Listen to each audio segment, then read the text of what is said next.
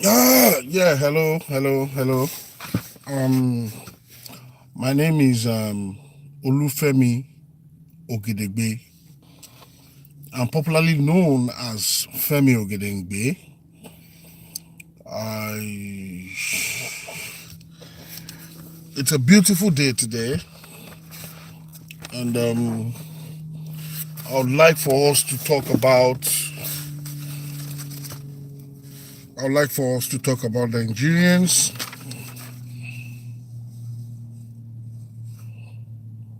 I'd like for us to talk about Nigerians. Today is the 31st day of March 2019. I was just thinking, so I feel like doing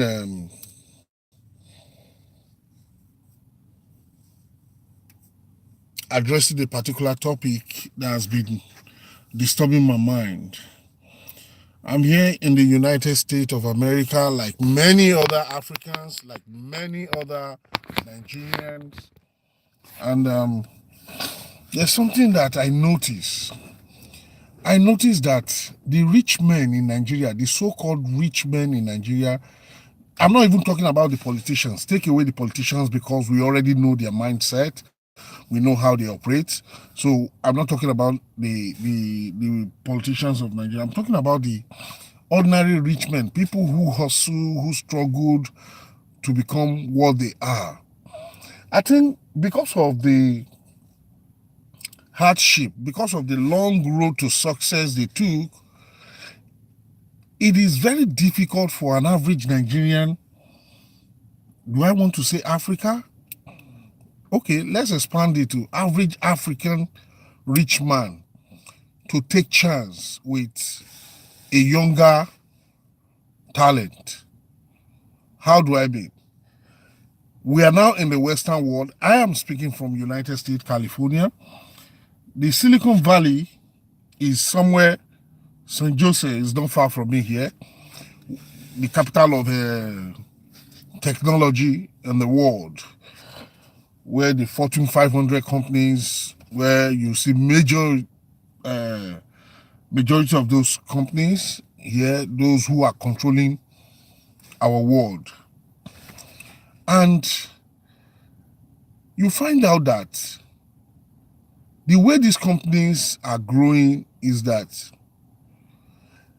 they identify talents and then they invest in them. They don't see it as if they are helping those talents. They are preparing the talents to help themselves in the future. So what I'm trying to say is that why is it that the Nigerian rich man cannot invest in a talented youngster? For you to just see somebody and say, oh, this guy has got potentials. The only thing missing in this guy's life is the finance, the budget, the opportunities, you understand, to climb.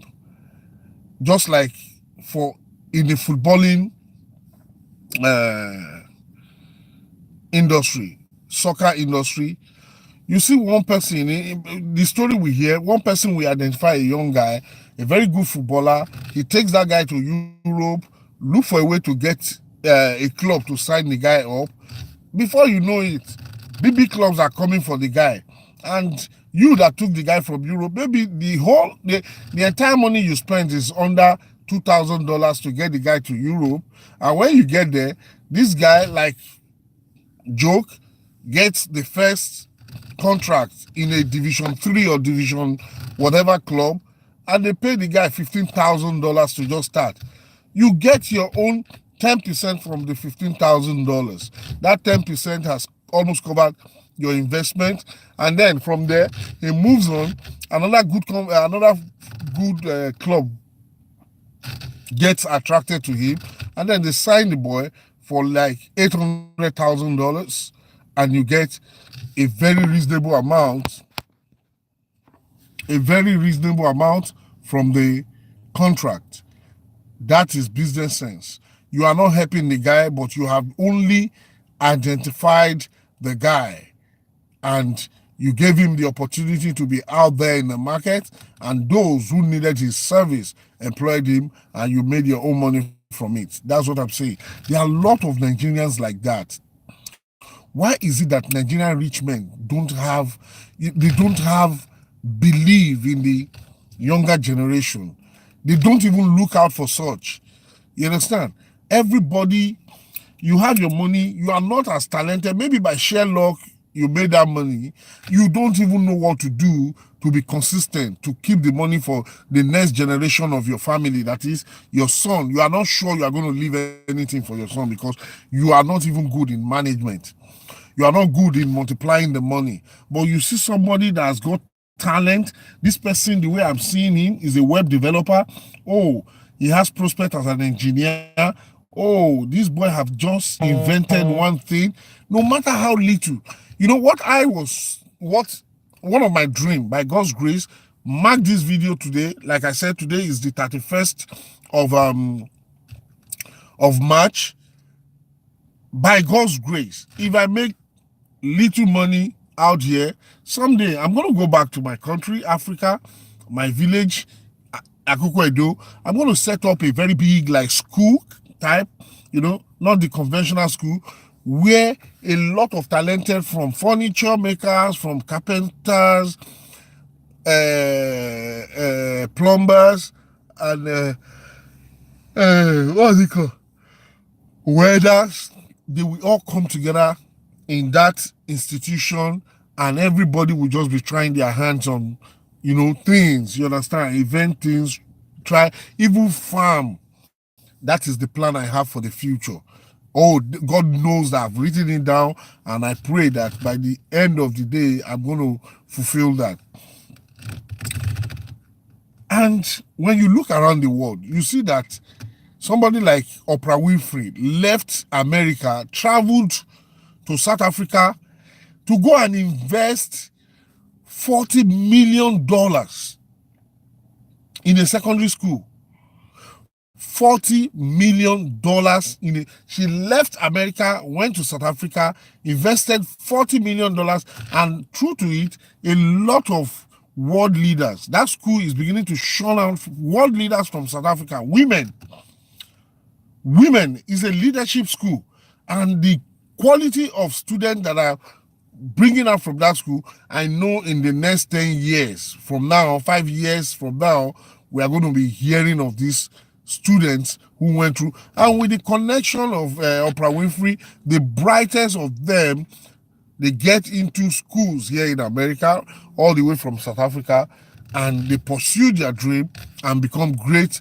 The future is already bright for them and their environment. That one is certain. That is Oprah Winfrey spending her money to ensure that she gets those students the opportunity they need. Put that aside. Look at Mike Zuckerberg, the owner of Facebook. Last year, or was it 2016, he went to Nigeria. Forget the media, the lies about corruption, all these things in Nigeria. But Mike Zuckerberg, one of the richest men in the world, went to Nigeria, looked for a Nigerian company that is a web developer company, and he invested $24 million into that company.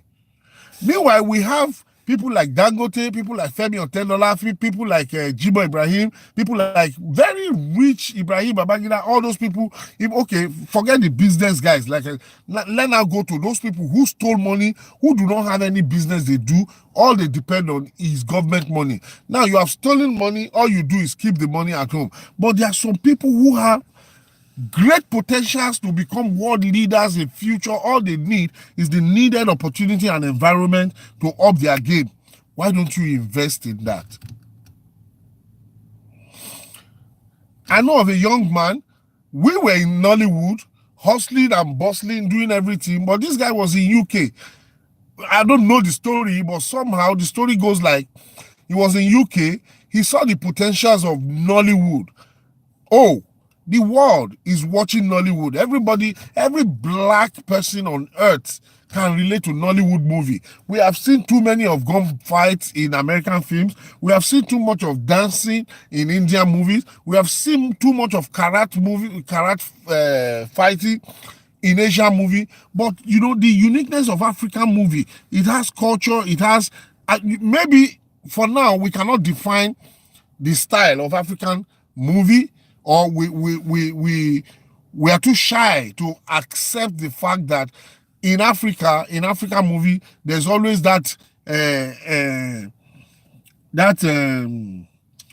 juju, you know, and babalawo, all these babalawo thing in the movie. You understand? But the truth is that the entire world, everywhere there's a black man, the moment they see Nigerian movie, forget the qualities of Nigerian movie, they are watching it. They are watching it.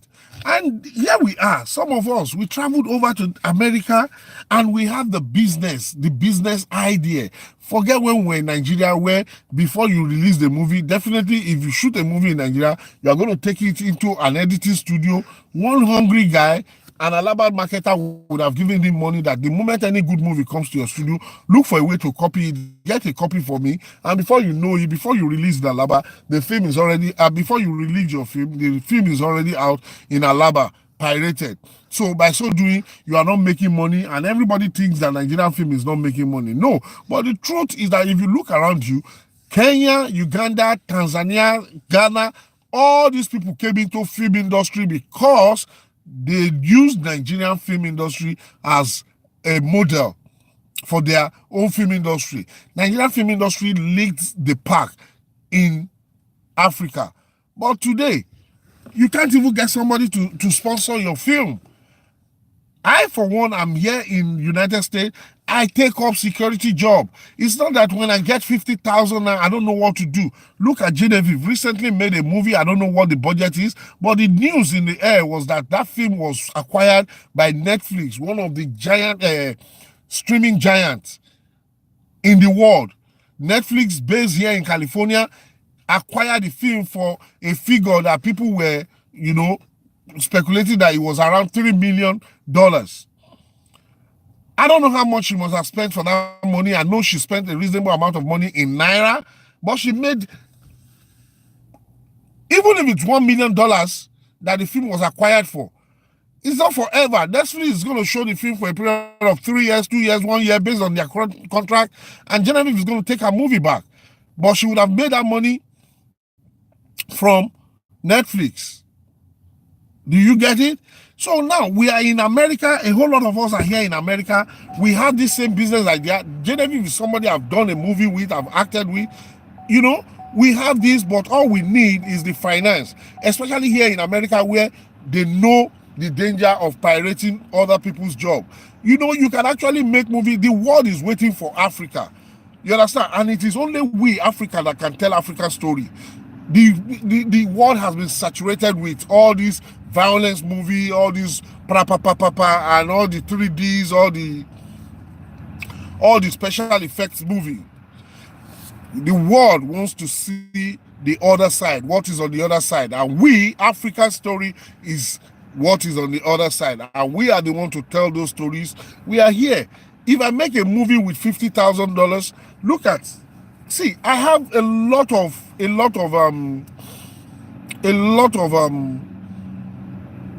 examples. AY came to this country, partnered with Robert Peters. You understand? They made a movie for less than $30,000, 30 Days in Atlanta. That film did not only gross far above what was invested in it, but the film went on to make the Guinness Book of Records. That alone is a name for the country Nigeria. You understand? Film is one of the ways we can market who we are to the world. A whole lot of, they have sold so many lies to, you know, when I came into this country, some people were telling me that, oh, when did you learn how to speak English? You said you came into this country for the first time 2009, but you relocated in 2016. And here we are in 2017, you are speaking English. Where did you learn how to? Because the mindset of an average American is that we're from the jungle. In fact, we still play with lions, and they don't know that I've not even seen an elephant in my life. I grew up in Nigeria. I have never seen an elephant. I have not seen an elephant. I have not seen a lion. I have not seen most of all these animals, though I've seen some. You understand? But they thought we are from the jungle. But the only way we can correct all these lies, all these stereotypes that the Western media have stereotyped us with is by making sure that we shoot world standard movies and then let the world see, and they will keep us, they will change the narration, you understand, and then make money as well. Do you know what it means for you to make a film which is not pirated and nobody can lay their hands on it? You put it on Amazon Prime for people to download and watch, or rent and download and watch for $5. You understand? Forget Nigerian market. Forget the Nigerians that will watch it. A lot of Caribbeans want to see Nollywood movies. They want to see African movies. You understand? There is hunger for African movies. Whether you like it or not, go. So, like I was saying before I went offline, the market is there for us. People want to see our movies. People want to watch us. So, why don't somebody, Nigerians, you come to America, the only thing on your mind is the odd job.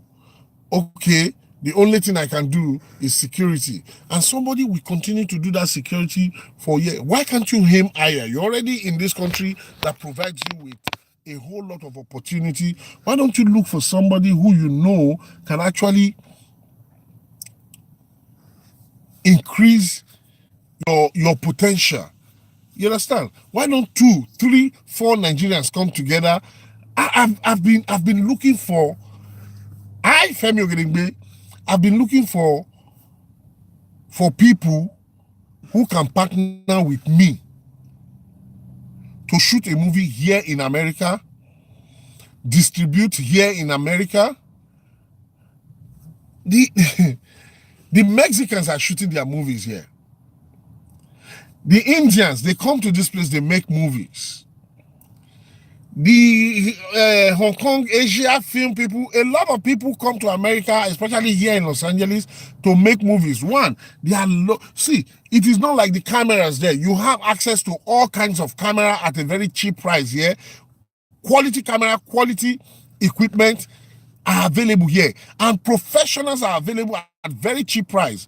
You can hire professionals to do some of those things, and there's no problem of they take light. There are some locations that they are meant for film shooting, unlike Nigeria, where you have to go and beg somebody. You pay $450 per hour for some locations here. You go into it. Things are organized in America. So we, with the experience we have in Nigeria, if we have money to make movie here, we hire the best DOP and we hire the best editor, dear brothers.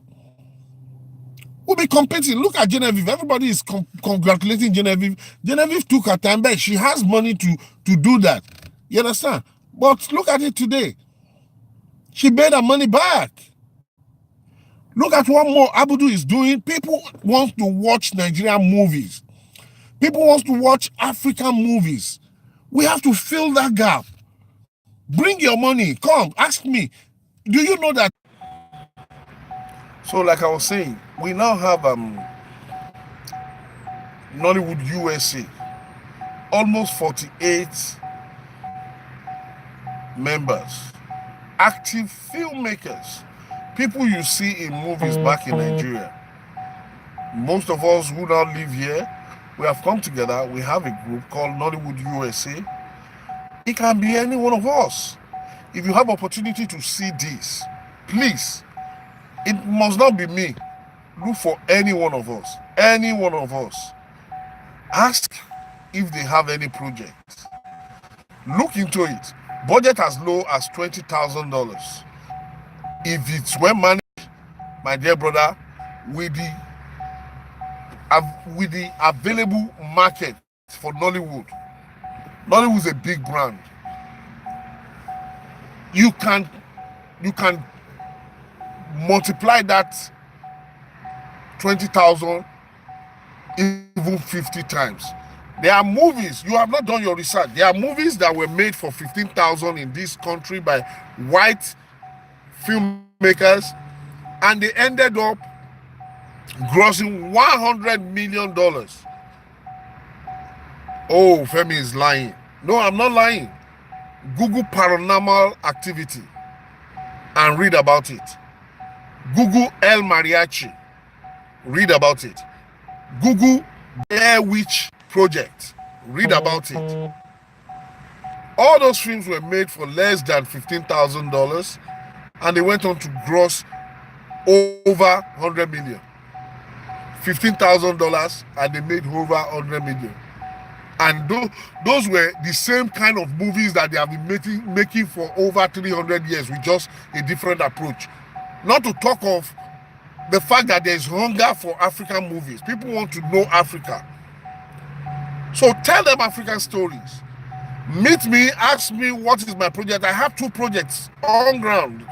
I paid money for my script to be delivered by one of the best script writers in Nigeria. It's ready. All I need, one is comedy. The other is like a pro anti-corruption crusade for African leaders. We shouldn't continue with all this media job. America has given us opportunity to aim high.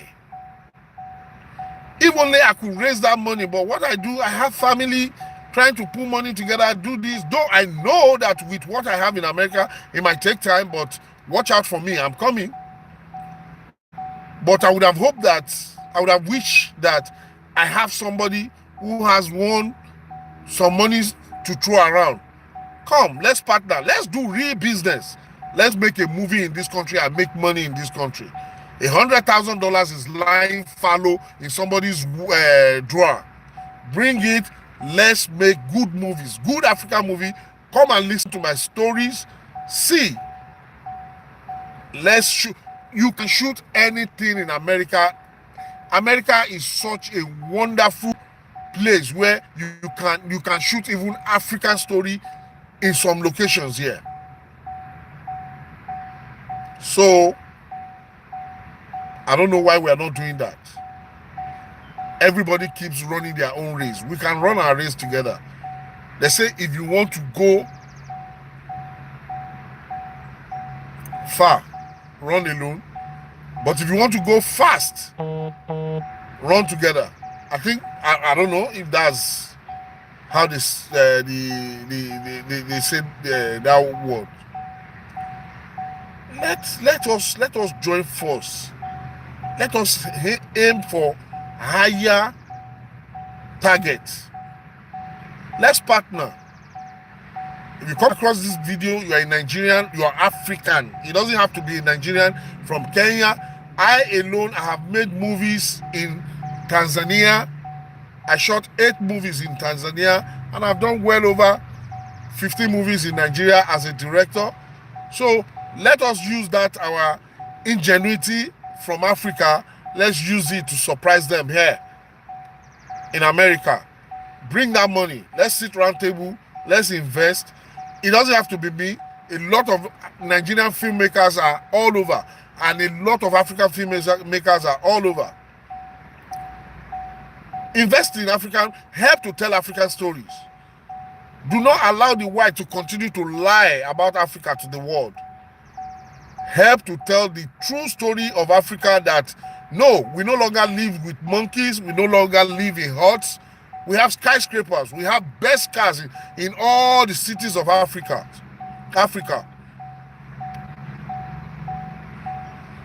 And there's a lot of money to be made.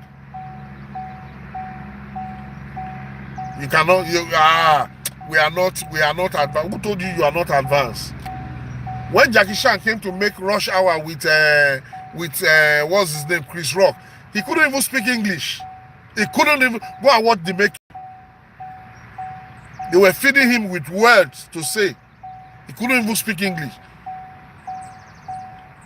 But we speak English, yes, with heavy accent, but even the America don't believe in their own English again. That's why they subtitle whatever, because they know when they go to other places, the English is difficult for them to hear. We all have accent in the world. America has their own accent. The Britain have their own accent. Africa, we have our different accent. So subtitling has breached that gap of language barrier. Let's make movies and tell Africans and tell the stories of Africans to the world. Thank you very much.